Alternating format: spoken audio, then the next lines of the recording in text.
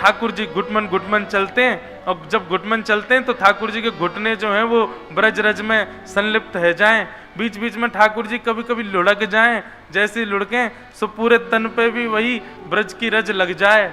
तभी धन भाग्य है, सौभाग्यशाली है ये ब्रज की रज। या को इतनो सुख मिलो है जितनो सुख दुनिया में कोई को नहीं मिलो, ब्रह्मांड में कोई को नहीं मिलो, वो सुख वृंदावन की रज को प्राप्त भयो है।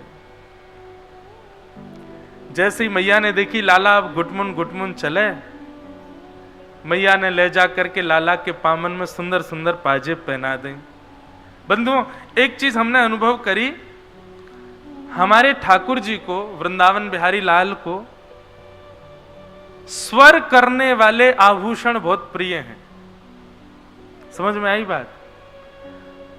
जिन आभूषणन से स्वर निकले, जैसे पाजेब है गई, हाथ के कड़ूला भी ठाकुर जी ऐसे नहीं पहने, मोटे मोटे पहने, उनमें भी भीतर कोई ना कोई स्वर निकलता रहवे। कंठ में भी ऐसी माला पहनेंगे, उनसे भी स्वर निकलते ही रहवे। जैसे गैयान के गले में छोटी छोटी घंटियों में ना, उनसे स्वर निकले, ऐसे ठाकुर जी के भी हाथन के कड़ूला हो, पामन की पाजेब हो, कौंधनी हो, गरे के हार हो, सबसे स्वर प्रकट होवे। सो ठाकुर जी यही मारे बांके बिहारी। बांके बिहारी मतलब को मतलब कहा है टेढ़े मेढ़े बिहारी नहीं, ये नाचते ही रहे, ये मटकते ही रहे, स्वर निकालते ही रहे, अपने अंग अंग से स्वर निकाले, ये हमारे बांके बिहारी हैं। कमर को स्वर टेढ़ो है कि निकले सो बात से स्वर निकाल दें। मुकुट में भी थोड़े बहुत घुंघरू कचू लगाई ले, में यही मारे टेढ़ो मेढ़ो स्वर भी करते चले, तो जाते स्वर निकलते ही रहे। ठाकुर जी को स्वरजन्य श्रृंगार बहुत प्रिय है। मैया ने लाल जी के चरणन में सुंदर पाजेब पहनाई है। आहा, अब ठाकुर जी जैसे ही घुटमन घुटमन चले, छुम छुम छुम छुम आवाज हो गए, और वाह आवाज को सुनकर के स्वयं ठाकुर जी रुक जाएं, पीछे मुड़ करके देखें, यशोदा मैया मुस्कुरा जाए, लाला अपने ही पामन की आवाज सुनकर के स्वयं ही चकित है रो कि ये स्वर कहां से आ रहा है। ऐसे घुटमन चलते हैं, छुम छुम आवाज करते हैं, सब गोपियां और यशोदा मैया सुनकर के बड़ी आनंदित होती हैं।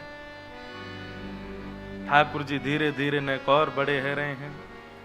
अब लाल जी 1 वर्ष के है गए, 1 वर्ष को लाला है गयो, लेकिन अभी तक नामकरण संस्कार ना भय और ठाकुर जी को।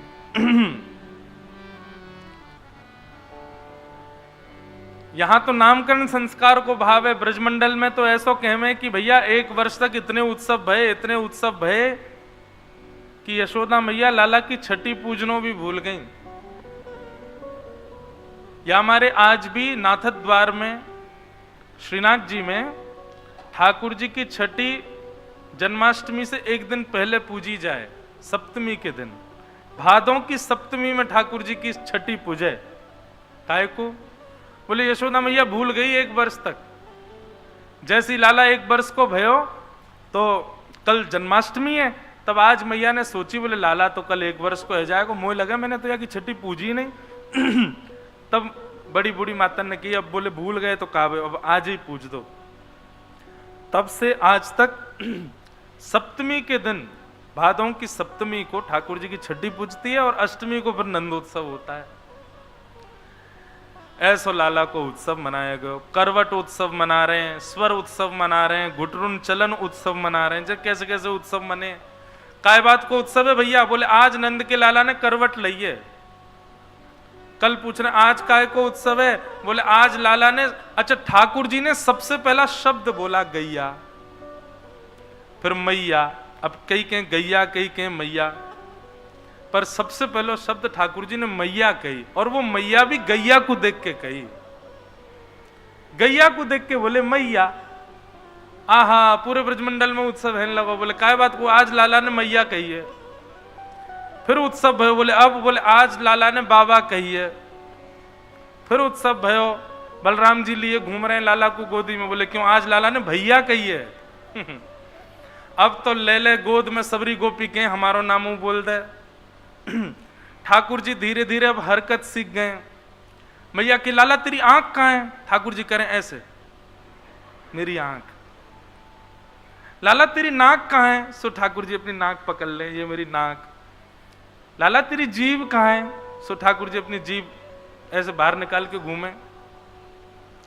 अब तो सब गोपी नंबर नंबर लगामे अपनो, लाला तेरी आंख कहाँ है? ठाकुर जी ऐसे कर करके बेचारे पागल है गए, बोले सबरी आंख ही पूछे। एक गोपी चतुर आई, वहां ने ठाकुर जी से कही लाला तेरे कान कहाँ है? ठाकुर जी वाकू ऐसे देखने लगे घूर के, बोले मैंने कान पकड़े और ये कहेगी अच्छा लाला मैंने क्षमा कर दिया, तू माफी मत मांगे। लाला तेरे कान कहाँ है? ठाकुर जी ऐसे देखे, अरे मैया तू तो ऐसे ही बोला, लाला सब जाने, देखियो ये तो जाने ही ना या के कान कहाँ है। इतने लाल जी उठ करके आए और नेक नेक संभल के चल के और वह गोपी के पास आए और वह के कान पकड़ के बोले जय रहे कान। ऐसी ठाकुर जी मधुर लीला करें। 1 वर्ष के है गए, नंद भवन चारों ओर गोपियां बैठी रहती हैं, बस लाल जी के दर्शन के काजे अब कहा लीला करेगो, अब कहा करेगो, अब कहा करेगो, ऐसे लीला ठाकुर जी की चल रही है। 1 वर्ष के ठाकुर जी भय, नामकरण भयो नहीं। तब श्री गर्गाचार्य जी महाराज का आगमन ब्रजमंडल में हुआ। गर्गाचार्य जी महाराज से नंद बाबा ने निवेदन किया, बोले वैसे तो हमारे कुल पुरोहित सांडिल्य मुनि हैं, पर हम आपसे प्रार्थना करें आप लाला को नामकरण कर दो। गर्गाचार्य जी बोले देखो हम हैं वसुदेव और देवकी के कुल पुरोहित, कहीं हमने आपके लाला को नामकरण कर दिया और कंस को पता चली कि गर्गाचार्य जी ने नामकरण किया है तो उसको संशय हो जाएगा कि कहीं देवकी का जो बालक उसका शत्रु है वो कहीं यही तो नहीं है, गर्गाचार्य जी क्यों नामकरण कर रहे हैं। और बाबा आपको स्वभाव है, मैंने अभी आके सुनी वृंदावन में करवट उत्सव है, बोलवे को उत्सव, घुटरुन चलत उत्सव, इतने उत्सव कौन करे। अरे बालकन को इतना ज्यादा प्रदर्शन नहीं करना चाहिए, नजर लग जाए बालकन को, बालकन को गोपनीय रखना चाहिए, ज्यादा उनको प्रस्तुत नहीं करना चाहिए। नंद बाबा बोले क्षमा कर दो, अब हम क्या करें, एक ही लाला है हमारो तो, और सब ब्रजवासी को अपनो ही लगे हमारे सब उत्सव करें। गर्गाचार्य जी बोले अब थोड़े गंभीर है जाओ, नेक उत्सव कम करो, ये नामकरण उत्सव इसका ज्यादा प्रचार मत करना। ठीक है।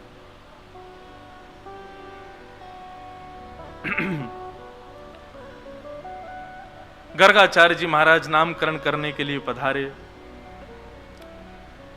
देव यशोदा मैया अपनी गोद में बलराम जी को लेकर के बैठी हैं और रोहिणी मैया अपनी गोद में श्री कृष्ण को लेकर के बैठी हैं, गर्गाचार्य जी की परीक्षा करने के लिए कि इनको कुछ पता है कि नहीं। देखें श्री गर्गाचार्य जी ने जैसे ही सबसे पहले बड़ी मैया यशोदा जी की गोद में बैठे हुए बालक को देखा, देखते ही बोले अयम ही रोहिणी पुत्रो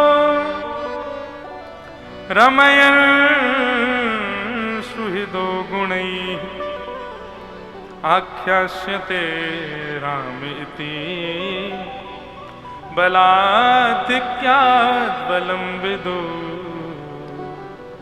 भैया क्षमा करियो पर ये आपकी गोद में जो लाला है ये आपका नहीं है, ये रोहिणी का बेटा है। इस बालक का नाम मैं राम रखता हूं, पर क्योंकि ये अपने कुल का संवर्धन करेगा इसलिए लोग इसको राम कहकर के पुकारेंगे, पर बल की अधिकता होने के कारण इसका नाम बलराम होगा। और भी कई नाम संकर्षण आदि बलभद्र आदि इसके होंगे, पर मूल नाम इनका राम होगा।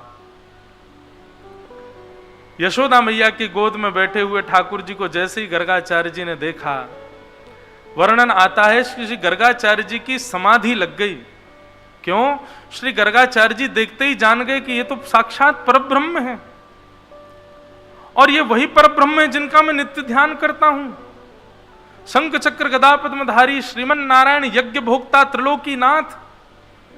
जैसे ये विचार करके गर्गाचार्य जी के नेत्रों में अश्रु आ गए, बस हाथ कंपायमान होने लगे, प्रणाम करना चाहते थे, कहना चाहते थे मैया तुम्हारी गोद में जो ये बालक है ये कोई बालक नहीं है, ये तो साक्षात परमात्मा है। पर तुरंत ही ठाकुर जी ने अपने दृष्टि से गर्गाचार्य जी को देखा, उनको स्तब्ध कर दिया। थोड़ी देर की उनकी समाधि लगी, मानो ठाकुर जी उनके चित्त में जाकर के गर्गाचार्य जी को समझा रहे हैं, हे गर्गाचार्य जी मैं प्रेम पावे के काजे या ब्रजमंडल में आया हूं। यशोदा मैया सब गोपी ब्रजवासी ये मुझसे यामारे प्रेम करें क्योंकि ये मुंह को अपनो लाला माने। कहीं इनको मेरी प्रभुता के बारे में पता चल गई कि मैं प्रभु हूं, मैं ईश्वर हूं, तो ये सब सहज प्रेम नहीं करेंगे, मुंह को ईश्वर मान करके भजनों शुरू कर देंगे। मेरी आपसे प्रार्थना है, मैं इनके प्रेम को लेवे के काजे आया हूं, आप कृपा कर मैया को बताइयो मत कि मैं परमात्मा। बंधु, प्रेम में अपने ईश्वरत्व को, अपने प्रभुत्व को छुपाया जाता है। जिस प्रेम में केवल और केवल अपनी योग्यताएं ही प्रकट की जाती हूं, वो प्रेम नहीं हो सकता, वो स्वार्थ है। कोई व्यक्ति अपनी योग्यता इसलिए दिखा रहा है ताकि उसकी योग्यता पर तुम रीझ हो, पर प्रेम में योग्यता और प्रभुता का दर्शन नहीं कराया जाता। प्रेम में तो अपने प्रभुत्व को और ज्यादा छुपाया जाता है। ब्रजवासियों से जो प्रेम है ना ठाकुर जी का, ऐसा प्रेम किसी से नहीं है। क्यों? क्योंकि यहां ठाकुर जी को किसी ने प्रभु माना ही नहीं। आज भी बरसाने चले जाओ, ब्रजवासी तो पूछो ऊपर कौन विराज रही है, बोले हमारी लाडली जू विराज रही है। कोई ये नहीं कहेगा राधा रानी विराज रही है, बाहर के लोग बोलते हैं राधा रानी। और सही पूछो, ब्रजवासी राधा रानी बोलते ही नहीं है, ब्रजवासी श्यामाजू बोलेंगे, ब्रजवासी लाडली बोलेंगे। कभी कोई ब्रजवासी बोले कोई नहीं, कोई हम बार कोई पागल सो बोल दे राधा रमन, राधा वल्लभ बिहारी जी, नहीं तो मूल ब्रजवासी तो यही कहेगो अपने लाला को दर्शन करवे जा रहे हैं, अपने लाला की सुध लेवे जा रहे हैं, अपने लालन जी को निहारवे जा रहे हैं। वो कभी उनको प्रभु मानते ही नहीं है। इसीलिए ठाकुर जी को यहां बहुत प्रेम है। और इसमें भी दो बात होती है। संसार के कई लोग हैं, वो आपको, आपके प्रभुत्व को अस्वीकार केवल इसलिए करते हैं ताकि हम दूसरों को दिखा सके, देखो ये इतना श्रेष्ठ है लेकिन मैं तो इसको ऐसे रखता हूं। ऐसा नहीं, ये गलत है। दूसरों को दिखाने के लिए किसी के प्रभुत्व को स्वीकार ना करना ये उचित नहीं है। वास्तविकता में जब प्रेम होता है तब प्रभुत्व स्वीकार नहीं होता। दिखावे के लिए किसी के प्रभुत्व को अस्वीकार करना यह संसार का नियम है।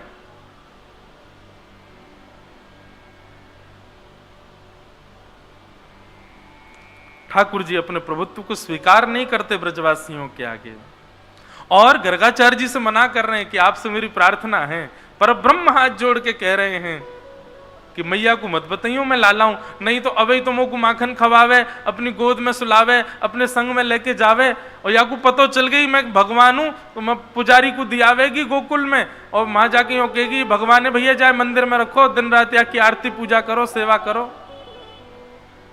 मैं तो प्रेम पावे आया हूं, मैया को मत बताइए। इसलिए श्री गर्गाचार्य जी महाराज समाधिस्थ हो गए, और समाधि जब टूटी तो प्रणाम करते हुए बोले मैया आपकी गोद में जो ये बालक बैठा है ना, ये नारायण समो गुणी है, ये नारायण के समान गुण वाला है। अगर कभी ये कोई ईश्वरत्व कार्य करे तो आप संशय मत करना। बोले या को नाम तो धरो, या को नाम कहा है? गर्गाचार्य जी बोले बहुनि संति नामानि रूपाणी च गुणस्यते। मैया आपके अलाला के बहुत सारे नाम होंगे। यशोदा मैया बोली बाबा तेरे पाम पूजूं, बहुत सारे नाम मत धरे। एक मुंह को कोई नाम बताए थे जाके मैं अपने लाला बुलाए करूं, या कि बहुत सारे नाम होंगे। गर्गाचार्य जी तो बता रहे इस पे तो इसके नामों की तो सहस्त्रावली होगी मैया, गोपाल सहस्रनाम, विष्णु सहस्रनाम। बोले तेरे पाम पूजू बाबा, मुंह को एक नाम बता, मेरे लाला को कहा नाम। तब गर्गाचार्य जी कहते हैं आसन वर्णास्त्रयो ह्यस्य गुह्यतो नुयुगम तनु शुक्ले रक्तस्तथा पीत इदानीं कृष्णताम गतः। मैया आपका ये लाला पहले भी जन्म ले चुका है, और इसके पूर्व के अवतारों में अलग अलग वर्ण था, कभी श्वेत वर्ण था, कभी रक्त वर्ण था, कभी पीत वर्ण था। इस बार ये कृष्ण वर्ण का है, इसलिए मैं इसका नाम कृष्ण रखता हूं। इदानीम कृष्णताम गतः। मैंने बताया ना, कर्षतीति कृष्ण, जो सबका आकर्षण करता हो वो कृष्ण है। कृष्ण शब्द का दूसरा अर्थ होता है काला। काला नहीं, थोड़ा गहरा रंग हो। अच्छा, गहरे रंग की खासियत होती है दूर से देखो तो काला ही दिखेगा, लेकिन समीप जाओ तो जैसे जैसे समीप जाओ, अब गहरा हरा रंग हो दूर से देखो तो काला दिखेगा, गहरा नीला रंग हो दूर से देखो काला दिखेगा। अगर आपको बिहारी जी काले दिख रहे हैं, राधा रमन जी काले दिखते हैं, राधा वल्लभ जी काले दिखते हैं, तो या को मतलब है दृष्टि अभी दूर है, भक्ति में अभी आपके में दूरी है। यही मारे आपको ठाकुर जी काले दिख रहे हैं, वो काले नहीं है। तो बोले उनको वर्ण कौन सा है? बोले कृष्ण वर्ण है। बोले वो कैसा है? बोले वो तो तभी दिखेगा जब दृष्टि कार्य ते नेक और भक्ति बढ़ेगी, तब कार्य ते ठाकुर जी कछु अलग दिखेंगे, तब पता चलेगी वास्तविक रंग कौन सा है इनको। ये भी एक सूत्र है कि जब तक श्याम सुंदर काले दिख रहे हैं तब तक समझो कि अभी भक्ति सूक्ष्म ही है, वो काले नहीं है, वो कृष्ण है। और कृष्ण वर्ण ना ही सांवला होता है, ना ही काला होता है, ना ही नीला होता है, ये कुछ अलग ही होता है, कुछ विलग ही होता है। कैसा वर्ण है जिसको देखते ही आकर्षण हो जाता है। किसी गहरे कॉम्प्लेक्शन वाले व्यक्ति से कभी आकर्षण होता है क्या? नहीं होता। हम मानवों का तो कभी नहीं होता। श्री कृष्ण से कैसे हो सकता है? क्योंकि उनका वर्ण काला नहीं है, कृष्ण वर्ण है। और वो कृष्ण वर्ण कैसा है, उसी के लिए तो प्रयास कर रहे हैं कि वो दिखे, वो है कैसा। भगवान का नाम कृष्ण रखा गया। अब तो जैसे ही ठाकुर जी को नामकरण है गए और लाल जी नेकौर बड़े हैन लगे। अब तो जैसे जैसे नेकौर भय, ठाकुर जी चलनो भी सीख रहे हैं, दहली पार करनो भी सीख रहे हैं। बड़ी लीलाएं ठाकुर जी की, इतनी सारी लीलाएं हैं, कभी मन करे कितनों विस्तार से कहें ठाकुर जी की वृंदावन ब्रज लीला को। लेकिन श्री सुखदेव जी महाराज अब वर्णन करते हैं कि ठाकुर जी 3.5 वर्ष के हो गए, और जैसे ही लाल जी 3.5 वर्ष के भय हैं, ठाकुर जी इतनो उधम मचामे, इतनो उधम मचामे, जाकी कोई सीमा नहीं। श्रृंग्यग्निडंश्च जलद्विज कंटकेभ्य। बंधुओं, भगवान की जितनी भी लीलाएं हैं ना, उनमें ये माखन चोरी लीला जो है, ये बड़ी मधुर लीला है। ठाकुर जी माखन चोरी क्यों करते हैं, ये मैं पहले लीला सुनाऊंगा, फिर उसके बाद उसका मूल भाव बताएंगे। ठाकुर जी श्रृंगी गैयाओं के सींगों से लटक जाते हैं, और तब तक लटके रहे जब तक गैया खड़ी ना हो जाए, और जैसे ही गैया खड़ी हो जाए सोई ठाकुर जी को झूला बन जाए, लटक गए वहीं पर। अब गैया जहां दौड़ रही है, ठाकुर जी लटके लटके डोल लें, ठाकुर जी को झूला। लेकिन गैया के सींग में कभी कभी नंद बाबा घी को लेप लगा दें, लेकिन ठाकुर जी को तो नहीं है। मैं रोज सवेरे आंखन ने मीटते हुए सीधे गैया के सींग ही पकड़े। वह गैया तो कह रहे हैं मानो मुझको झुला के लाभ, वहां पे झूलते हुए ठाकुर जी जामे। लेकिन आज गैयान के सींग में घी लगो, ठाकुर जी ने जाके जैसे ही पकड़े, गैया खड़ी भाई, नेक दूर चली होगी, सोई ठाकुर जी के हाथ रिपटन लगे। ठाकुर जी चिल्ला, मैया बचाइयो, बाबा बचाइयो, देख तेरी गैया मुंह को मार रही है। ठाकुर जी के हाथ जैसे सरकन लगे, गैया ने तिरछी नजर से देखी, बोले लाला गिरवे वारो है। तो गैया के मन में 2 भाव आए, बोले कहीं निष्ठुर जमीन पर गिर दिए तो लग जाएगी, और दूसरा भाव आया ये बड़ो उधम मचा, मैं आज इनको उन्हें मचा चकाए दूं मैं। सो गोबर के ढेर में जाके गैया खड़ी है गई। ठाकुर जी बोले अरे अरे यहाँ पे खड़ी है गई, मैं गोबर में धस जाऊंगा। ठाकुर जी गैया से बात कर रहे हैं, गैया भी जोर जोर से अपने सिर हिला रही है, जल्दी गिरो, मेरे गोबर में नहा ले। आज रोज सवेरे मैया जल में स्नान कराए, आज मेरे गोबर में नहाओ। और जैसी गैया ने सींग हिलाए, सोई ठाकुर जी को हाथ रिपट गया, और गले गले तक गोबर में जाके ठाकुर जी गिर गए। अब तो गैया उछल उछल के आनंद कर रही है। ऐसे गैया आनंद करें ठाकुर जी के संग। कभी गैया श्रृंगार करे ठाकुर जी को, बड़े गौ माता के संग भी लाल जी की ऐसी ऐसी लीलाएं हैं। यशोदा मैया आवे, लाला कहाँ है? और गले गले गोबर में धसे हुए ठाकुर जी कह रहे हैं मैया मैं यहां हूं, मुझको जल्दी निकार।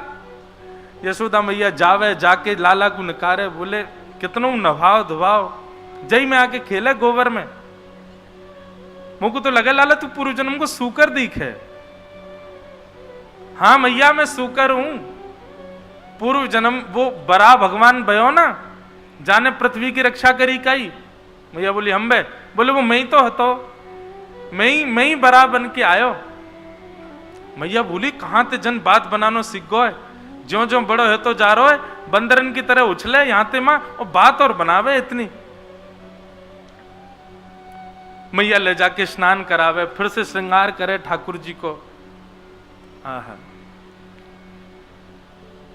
श्रृंगी अग्नि, अग्नि से खेलते हैं, जलते भाई लकड़ी लेकर के बलराम जी के पीछे भागेंगे, फिर नेक देर बाद बलराम जी ठाकुर जी के पीछे भागेंगे, यशोदा मैया इन्हें बचाती डोले। श्रृंगी अग्नि द्यमष्टि, ठाकुर, ये इतनी बढ़िया लीला लगती है मुझे। ठाकुर जी सवेरे उठ के रोने लगे। मैया बोली लाला काय बात को रो रहा है? बोले मैया मेरे संग बहुत बड़ा अत्याचार है गए हो। मैया बोली कहां अत्याचार है गए हो तेरे संग? मैया देख कल हमारी गौशाला में गैया ब्याई। मैया बोली वो तो रोज ही ब्याह में, कल कहा है गो? बोले अरे मैया वो गैया ब्याह। अच्छा एक नाना जी हमारे एक बात कहते, बोले नंद भवन में नित्य 1 वर्ष तक तो नंदोत्सव मने, और 3 वर्ष के जब लाला है गए वाके बाद 11 वर्ष तक ठाकुर जी ने फिर नंदोत्सव मनाए। ये नंदोत्सव काय के मनाए? बोले 9 लाख गैया, हर दिन एक गैया ब्याह जाए, और वह गैया के ब्यावे पे ठाकुर जी उत्सव मनाते, वाको नाम धरते, वाके नाम से खूब लुटाते, खूब जैसे नंद बाबा लाला के जन्म पे लुटामे, ऐसे लाल जी रोज गोकुल में जाके कछु ना कछु लुटा के आमे। सब गोकुल वाले ने पता हो कि या कि कोई गैया ब्याह गई होगी आज इतनी सारी गैया है। कोई भी गैया ब्यावे तो ग्वारिया को सख्त आदेश है कि लाला को कक्ष से लेके जानो है, अपने आगे डंडा लेके खड़ो रहेगो जब गैया ब्यावेगी।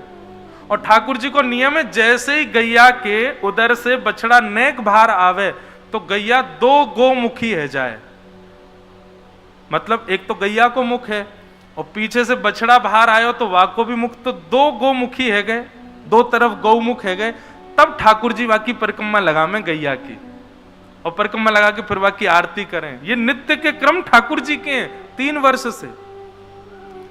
अपने आगे लाल जी वाकू बछड़ा को जन्म हो गए को वाकी सुंदर ठाकुर जी अपने हाथन से साफ करें, फिर वाकू गरे ते लगाम, फिर वाकू नाम धर दें। एक दिन ठाकुर जी रोने लगे। मैया बोली काय को रो रहे हो? कल एक गैया ब्याई हमारी। मैया बोली वो तो रोज ब्याह में, कल कहा है गो? बोले मैया मैंने आज तक सोची नहीं, पर जैसे ही वह बछड़ा ने जन्म लियो मैंने वाकू हृदय से लगायो, और मैं वाकू देख रहा हूं ये कैसा है। अचानक वाने अपना मुंह खोला और मैंने देखी वाके मैया सबरे दांत न कर आए। मैया बोली तो मैया मैं 3 बरस को है गो, बुढ़ापे की ओर मेरी उम्र जा रही है, अभी तक 5 दांत निकले हो, बाकी सबरे दांत न कर आए जन्म लेते ही। या हमारे ठाकुर जी रो रहे हैं। ऐसी बात जब यशोदा मैया सुने तो जितने काम हो में सबन को छोड़ के बैठ जाए और सिर पे हाथ धर के खूब हंसे, और हंस हंस के नेत्रन में आंसू ले आवे, और फिर जाके लाला को गोद में बैठा ले। अरे लाला तू कहां ते बात बनावे?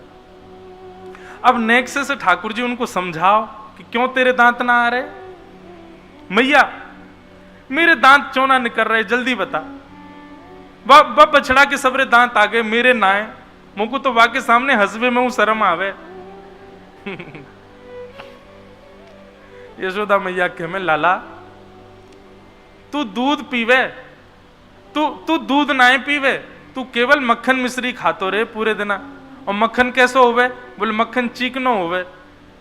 अब चीकनो मक्खन तू खावेगो तो तेरो मुंह चीकनो हो जाएगा, और चीकनी वस्तु पे ये ठोस वस्तु जो हमें कहा फिसल जाए। तू मक्खन खावे तेरे सबरे दांत पेट में चले जाएं, तो दूध पिएकर तेरे दांत निकल आमेंगे। ऐसे मैया ठाकुर जी को समझा रही है। डियमष्टि श्रृंग्यग्नि डियमष्टि जलध्वज कंटकेभ्य। ठाकुर जी इस प्रकार लीला करते हैं अपने घर में।